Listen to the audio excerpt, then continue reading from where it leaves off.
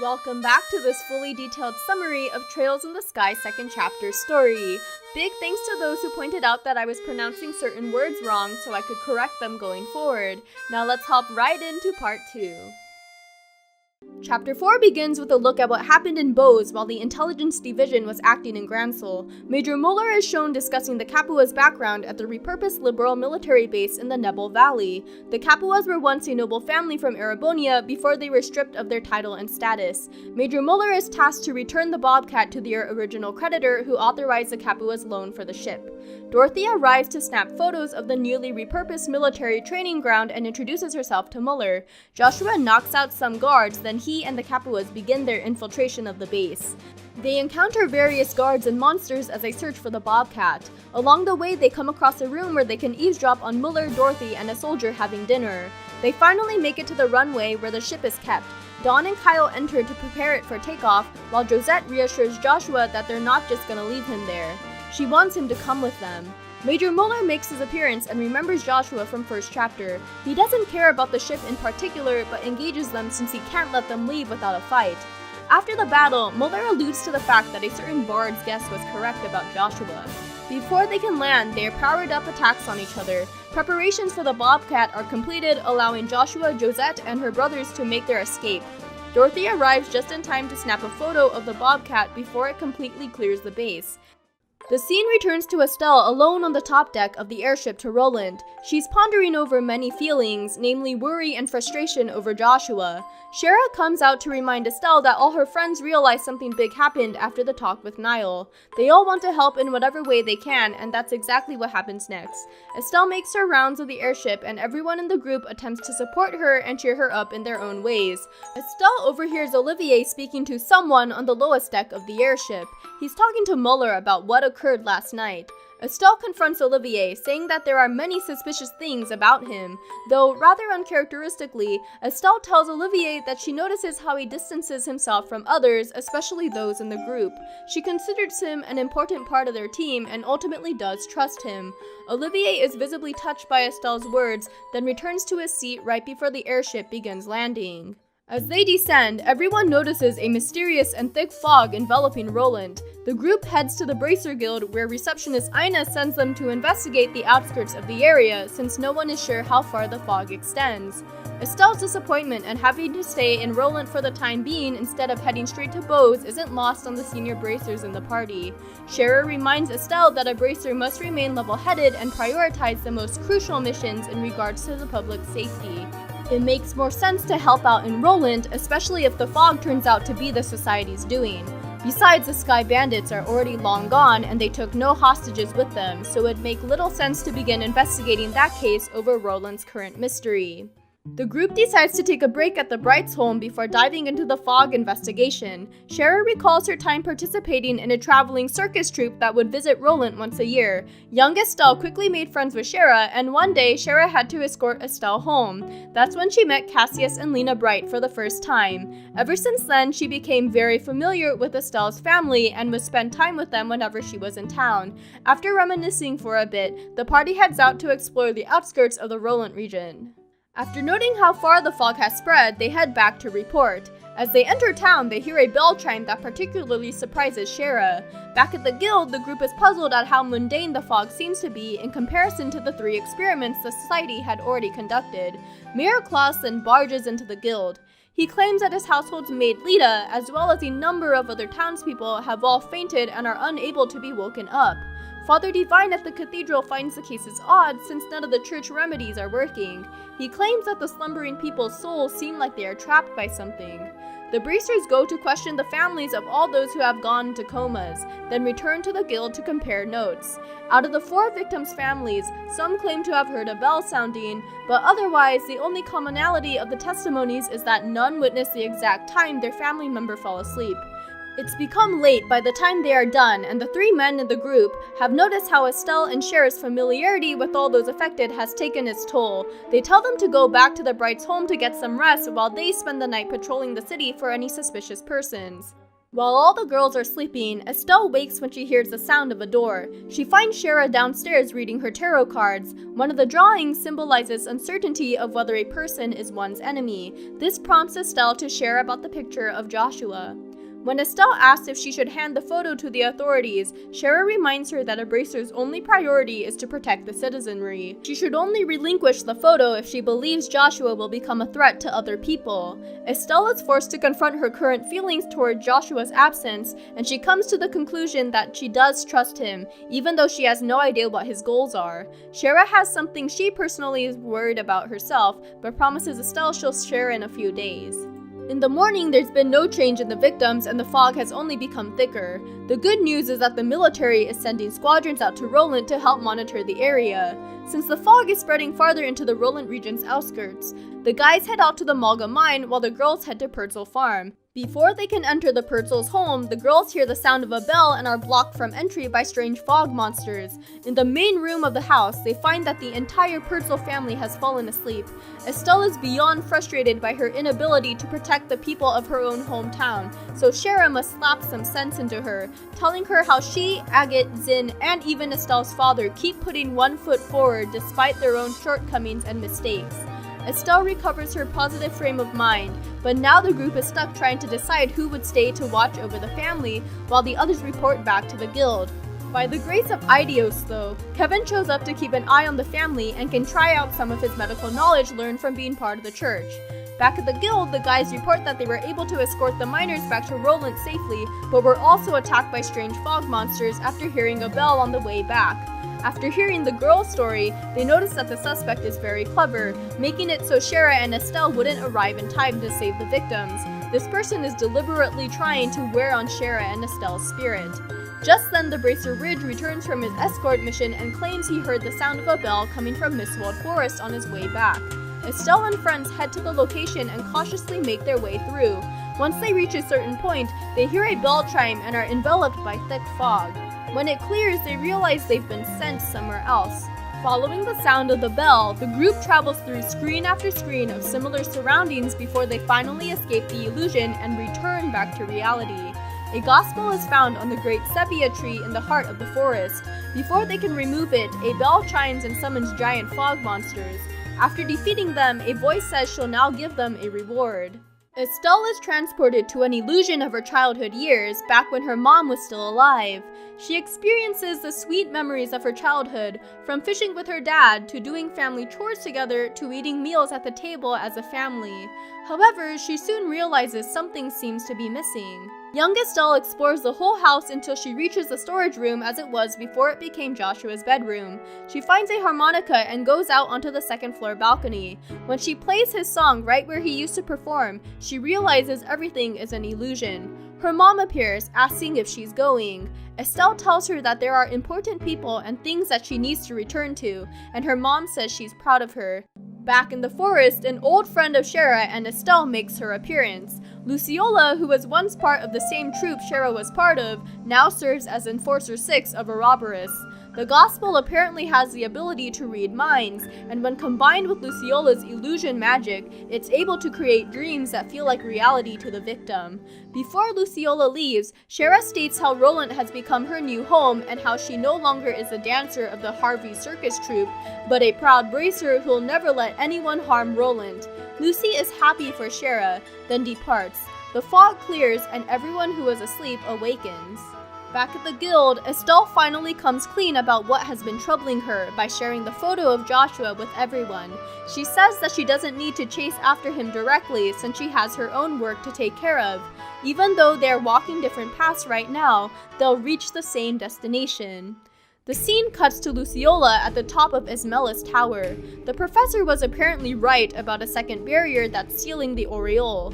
Campanella and Walter arrive on a red aircraft to pick her up, since the professor and Lo are preparing the final gospel experiment.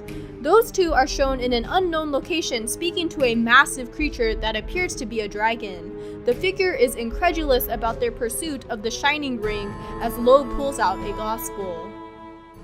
Chapter 5 begins with Estelle and company taking off to Bose. In his personal factory, Professor Russell's theory on the Gospels is confirmed by the report he receives from Tita. Instead of shutting down orbments, the Gospels absorb their energy. But since it should be impossible for something so small to contain so much potential energy, he concludes that they must serve as terminals that send the absorbed power elsewhere. Cassius asks the professor to begin developing a device that can contain the Gospel's effect. On the airship, Shara shares about Luciola and the Harvey circus troupe. Luciola came from a family that practiced a traditional art able to create illusions by using bells and fans. She left her family and became the star act of the circus performances. She and Mr. Harvey, the leader of the troupe, took in Shara off the streets and taught her necessary circus skills. But because Mr. Harvey died 8 years ago, the whole troupe disbanded. Luciola then left Shara, saying that there was something she needs to do. Like Zin with Walter, Shara wants to find Lucy again to hear her side of the story.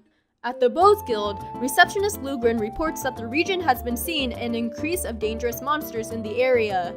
Even Kurt's team wasn't able to take care of all of them from the day before, so the group heads out to slay these creatures.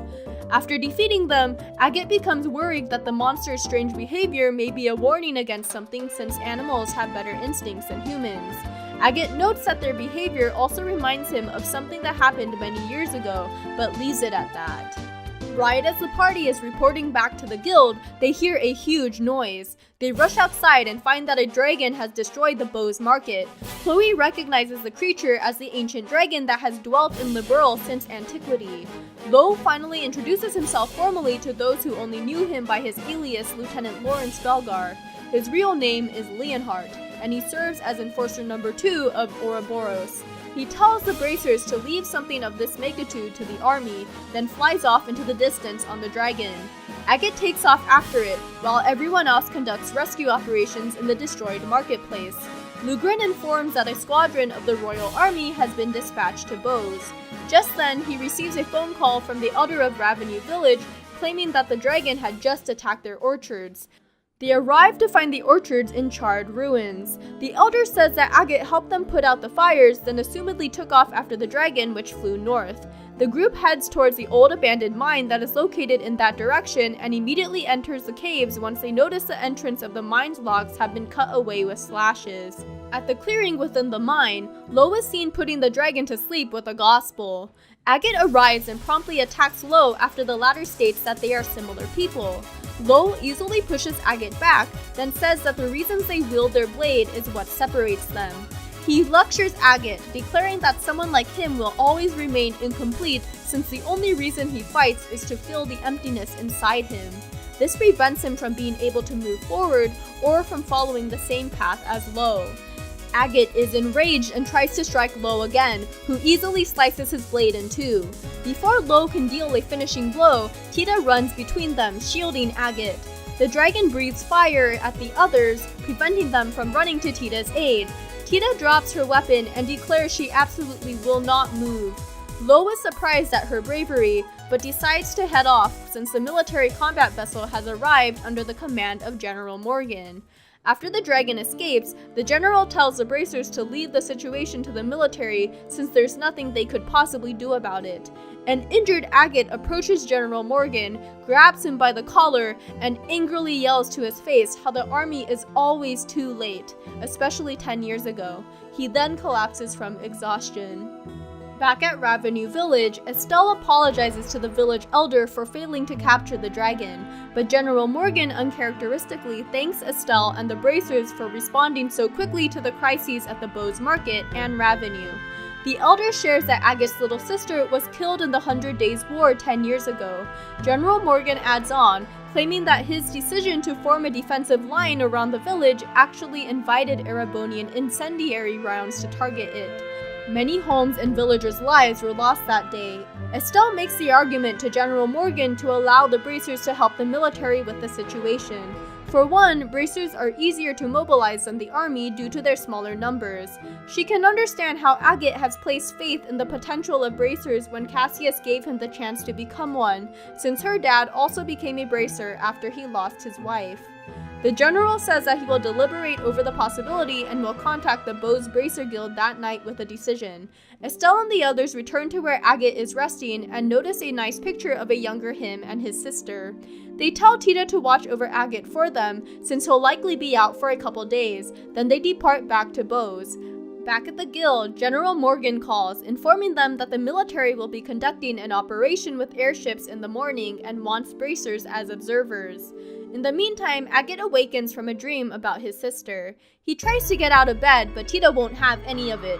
She begins to cry, exclaiming how worried she was for him when he tried to fight Lo alone. Agate apologizes to Tita for causing her to worry when he suddenly realizes how the place looks almost exactly like his old home. He knows it's thanks to the village elder since his original house burned down 10 years prior.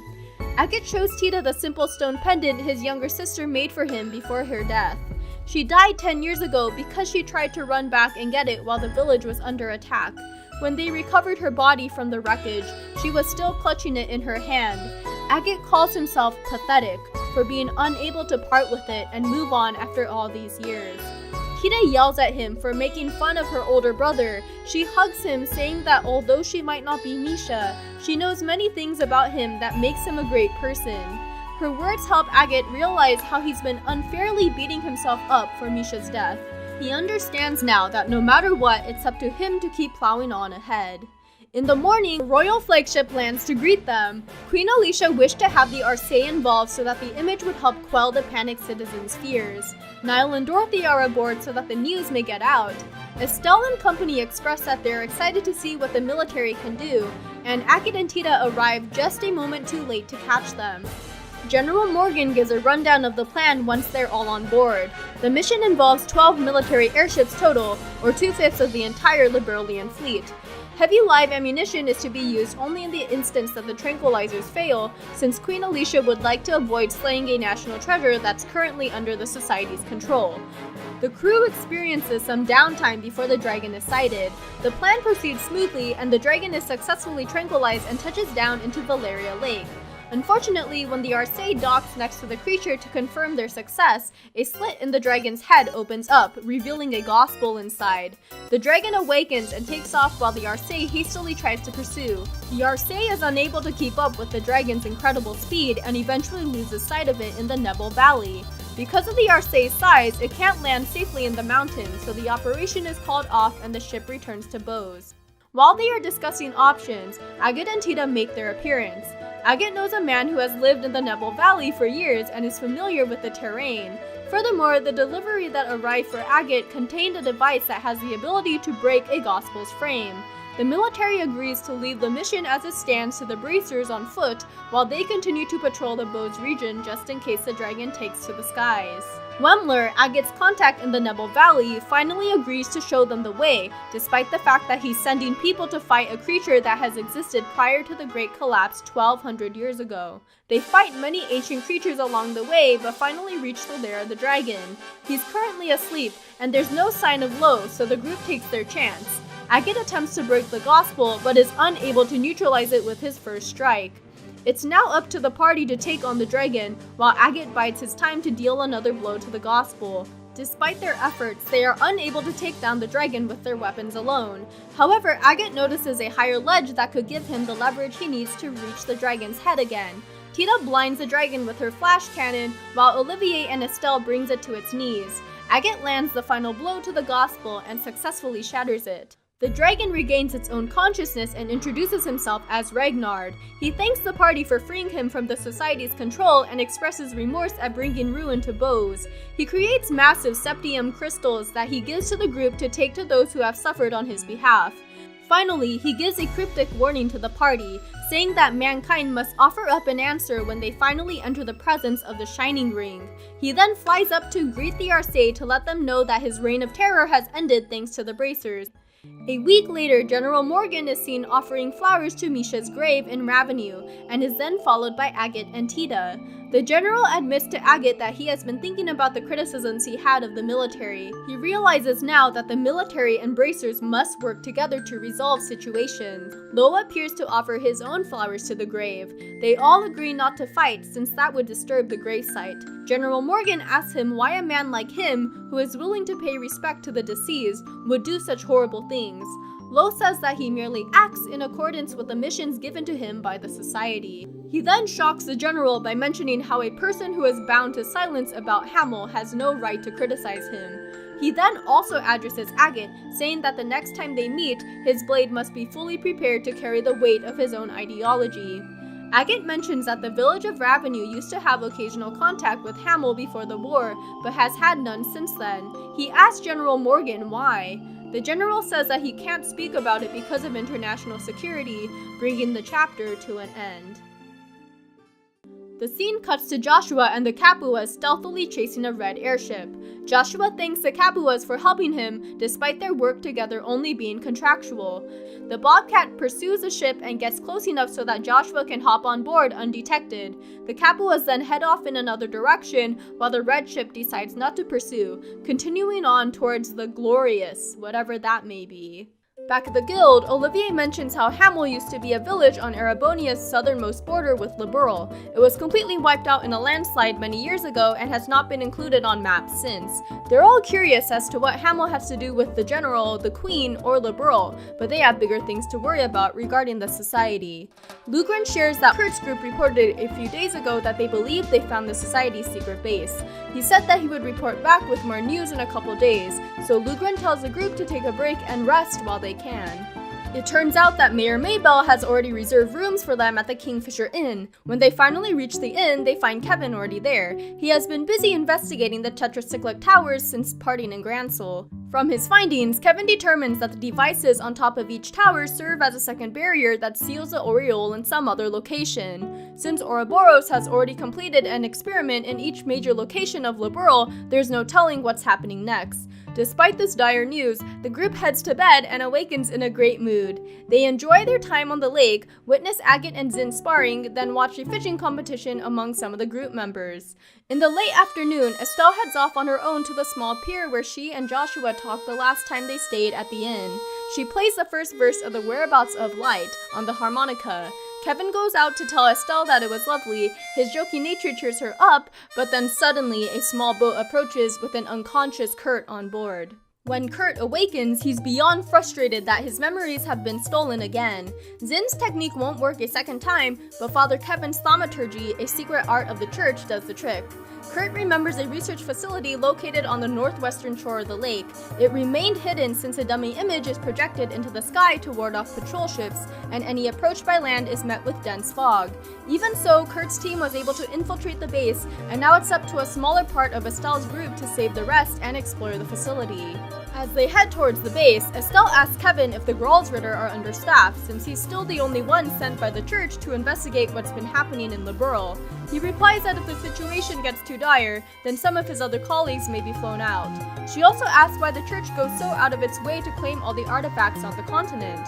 Kevin claims that since artifacts are powerful and rare among the common populace, it often causes owners to fall into immense greed, such as what happened with former Mayor Dalmore. Though Olivier comments that there must be times when the church allows for certain individuals to keep an artifact, Kevin ultimately can't comment on that matter. Finally reach the shores of the research facility. They encounter various society-manufactured orbal machines and modern-day archaisms during their infiltration. Spread out among the floors lie a possessed Grant, Karna, and Annalise. As each person is defeated, Kevin clears their mind with thaumaturgy, then the group receives a card key that allows them further access into the facility. At the top floor, they encounter a figure who appears to be Joshua. However, it turns out to be an orbal puppet, and two more appear that the group must defeat. Afterwards, they are congratulated by the professor, Ren, and Lo. The party is then knocked out by sleeping gas, and by the time the three guys wake up, Estelle is nowhere to be found. They unfortunately arrive onto the roof just in time to see the society fly off with Estelle. Estelle dreams about Joshua breaking apart and saying goodbye for good before she awakens in a strange room with Ren watching over her. A look out the window reveals the society's new base as an absolutely gigantic flying air fortress. A man's voice invites her to the sanctuary of the ship to discuss the society's plans with him. Estelle is greeted by a typical grandiose pipe organ performance by the big bad. The professor finally introduces himself officially to Estelle as one of the Angui of the society. He shares that he used to be a priest of the Septian Church, learning some information on artifacts and other church techniques before he discarded the faith after meeting the Grand Master of Ouroboros. Estelle asks him what the Aureole actually is, and he replies that once the Aureole is found, it will reveal the potential of mankind. Furthermore, a large part of Wiseman's experiments on healing Joshua's shattered soul was to see the height of his potential. Estelle learns for the first time that Joshua was just being used to report back to the society against his knowledge and will during the whole time he was with the Brights. Estelle is furious at Wiseman and attempts to attack him when she is stopped by Lo, and is then greeted by the rest of the enforcers that were already met previously. Finally, Wiseman invites Estelle to join Ouroboros. He gives her time to think about it while he and the others attend to some business. Back in her room, she weighs the option of seeing Joshua again if she were to join the society. Lo then enters the room and says she's not suited to join them, for she has too little darkness in her own heart. Estelle asks Lo why Joshua was so fixated on him during the entirety of FC. Lo asks if she's really prepared to hear his answer, then begins to share about what happened in Hamel 10 years prior. Prior to the incident, Lo was good friends with young Joshua and his older sister Karen. He dreamed of being a bracer and practiced hard every day, while Karen could play the harmonica beautifully and would treat them to her music. Then one day, figures dressed in black and wielding Liberalian weaponry began slaughtering everyone in the village, sparing no one. Lo acted as bait so that Karen and Joshua could try and make their escape, but the two were ambushed by an outlying soldier. When Lo caught up with them, he found that Joshua had somehow shot the man in the throat, and that Karen was shielding Joshua with a severe wound on her back. She gave her harmonica to her younger brother and asked Lo to take care of him before passing away with a peaceful look on her face. The Empire invaded Liberal right after the attack, though the war ended in their defeat months later. Though the original story gave the Empire seemingly justified ground to attack Liberal for Hamel's demise, it turns out the men from that day weren't actually Liberalian soldiers, but hired Jaegers who carried out the Empire's military Warhawk faction's plans. After the war, the men responsible for the plot were quietly executed, and the entire incident was covered up by both countries' governments, settling on the official story that the entirety of Hamel was wiped out in a landslide. Joshua's spirit was broken entirely after, being unable to do anything but play the harmonica. Lo could do nothing for him, and Joshua began to waste away. When the opportunity came, Lo entrusted Joshua's repair to Wiseman and joined the society himself. Despite their close past, Lo says he's ready to deal with Joshua personally when the time comes. The entire story actually solidifies Estelle's plan to turn down the society's offer, surprising Lo that such darkness caused her to lose hesitation. Before leaving, he tells her that when the time comes, she'll be returned to her father. Estelle then begins planning her escape from the Glorious. The Jaeger guards outside her room rush in when they hear the sound of glass breaking. It appears that she had broken the window and jumped at first, but she uses the element of surprise to hop through the window and successfully take out the guards. She makes her way through a series of blocked exits, doors, and orbital machines until she finally reaches the rooftop deck of the ship. She's spotted by numerous guards and is finally greeted by Gilbert of all people. She attempts to fight off the entire group by herself, but is unable to defeat them all. Another Jaeger approaches, but proceeds to knock out the other mercenaries. He reveals himself to be Joshua, who had to come to Estelle's aid. They are finally reunited in a surreal moment, but are interrupted by Lo. Joshua and Lo are then reunited officially for the first time in 5 years. Joshua asks Lo why he still continues to work for the society if his debt for Joshua has already been fulfilled. Lo says that he wants to put humanity to the test, and to see if it's worthy for Karen's death. He then gives Joshua the options to either surrender together with Estelle, die protecting her, or to leave her here while he escapes himself. Fortunately, Joshua had already tweaked each of the engines in the Glorious, and without someone as capable as Lo to fix the problem, the entire ship would go down soon. Lo leaves while Joshua and Estelle make their way to the aircraft hangar. Before they can board a ship, Campanella sends some archaisms to greet them. He's delighted at the show, then takes his leave. The two are seen escaping on one of the Society's airships, but are soon pursued by a number of other Jaegers. Their ship unfortunately has no armaments, and they begin taking heavy fire. Though just in the nick of time, one of the pursuing ships is shot down by the Bobcat. It turns out that the Capuas were shadowing the Glorious, prepared for the worst if Joshua were to get into trouble. The Capuas bait the other ships so he and Estelle can escape. Joshua is surprised that the Capuas came back to help him, then launches into how his previous life only knew the simplicity of kill or be killed, take or be taken from. It wasn't until he met Estelle and all the others that he realized the depth of human relationships. But ultimately, he determines it's something he can never truly have. The two touch down on the Goal Seaside Way right outside Rouen, where Joshua prepares to leave Estelle again, telling her to stop chasing after him. Estelle has grown a lot since Joshua left and knows that he's lying about his feelings. Joshua keeps saying that he's broken and unable to experience emotions, and that he'll only be a bad match for Estelle, when the truth is that he's just scared to potentially feel the pain of losing someone else. He feels too deeply for others to be separated from them as an unemotional puppet. Estelle embraces Joshua and finally has them make a promise to each other that they'll protect and stand by each other as equals. Joshua cries for the first time in his life since Karen has passed, and Estelle just holds him in her arms. After finally making up, Estelle returns Joshua's only memento of Karen to him. Joshua is amazed at how much Estelle has grown, and the two share a sweet kiss. At the most inopportune moment though, the Bobcat touches down next to their ship and the Capuas have a light-hearted reunion with Estelle.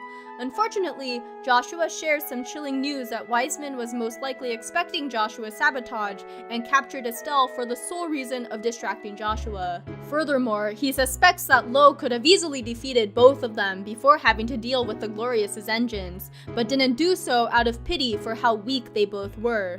This shows just how intelligent, powerful, and capable the society really is.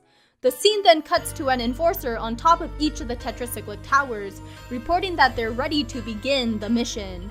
Wiseman begins stage 3 of the plan, resulting in each tower becoming enveloped by an ominous black miasma. The chapter ends with the enforcers declaring that they will now liberate the Oriole from its shackles. And oh boy was that long! This is where part 2 of the SC summary ends. Next time we'll begin by taking a look at the Society's next step in the Gospel Project. I hope this video was enjoyable. Consider subscribing so you don't miss out on the next part, and until then, take care. See ya!